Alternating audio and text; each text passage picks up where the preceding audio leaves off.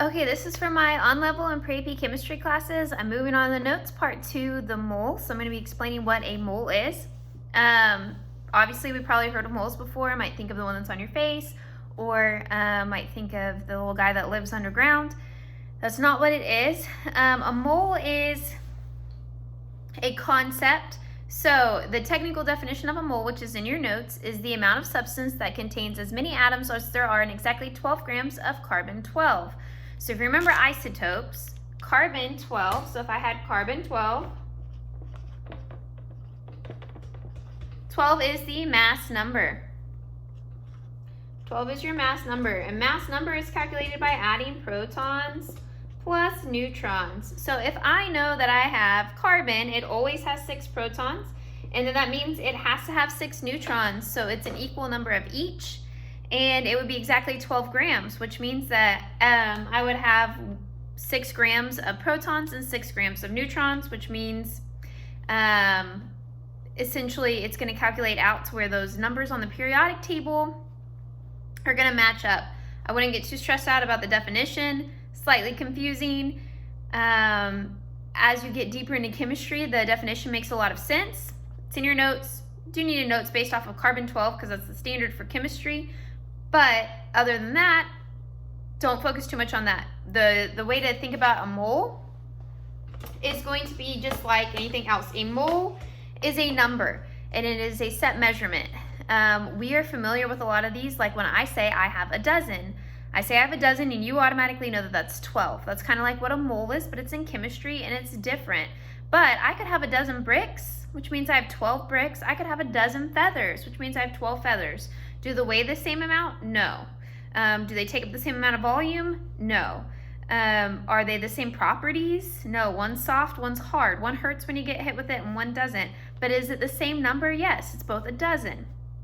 Same concept's the same for a mole in chemistry. If I have a mole of carbon, then that means that I have a set amount of carbon. And if I have a mole of oxygen, that means I have the exact same number of oxygen. Are they the same size? No. Do they weigh the same amount? No. But I have the same number. A mole is talking about an amount. Which brings us to our next vocabulary word. Avogadro's number is the number associated with a mole in this sense. So Avogadro's number is 6.02 times 10 to the 23rd atoms. So that means when I say I have a mole of carbon, that means I have 6.02 times 10 to the 23rd atoms of carbon. A mole was created so that way we could think about all the teeny tiny particles that we can't see and we can't count, and make it measurable and able to handle and use. So Avogadro's number is the amount of atoms that are in that. And most of the time we don't talk about it in atoms, but I will make you work problems that do. And so will the state, and so will your college professors one day, so will AP Chemistry if you decide to take that. But you need to know these different definitions. So a mole is our connector of everything in chemistry. Just like a dozen could connect it, I could figure out the weight of the feathers. Even though they're different, I can figure it out. I can figure out the volume. A mole lets me figure out weight, volume, atoms. I can go back and forth. So super important. In fact, I say that the mole is the heart of chemistry. So we need to know our heart before we can keep going. So Avogadro's number, and a lot of kids think it sounds like avocado, and that's fine, is 6.02 times 10 to the 23rd atoms, and that's per every 1 mole. So that means if I have 2 moles, I have twice this much. So then I would have 12.04 times 10 to the 23rd atoms if I had 2 moles. It doesn't matter what it is. It doesn't matter if it's something really heavy like lead or if it's something really light like hydrogen. It's still a mole is that number. Now then, molar mass, that's the assignment that you have online, and that is, we've kind of taught it already, but molar mass is referring to the amount of mass per mole. So just like I used a second ago with a dozen and bricks. So if I have a dozen bricks, it's going to weigh differently than a dozen feathers.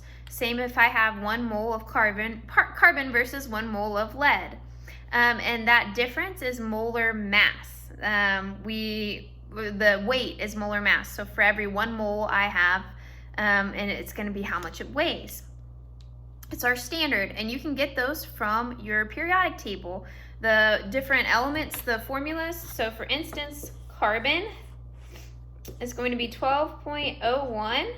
So whenever you look at the periodic table, you see carbon, and then underneath it, there's this mass, 12.01. This is the atomic mass. If I have 1 mole of carbon, that's my molar mass. This is my molar mass. For every 1 mole of carbon, I have 12.01 grams.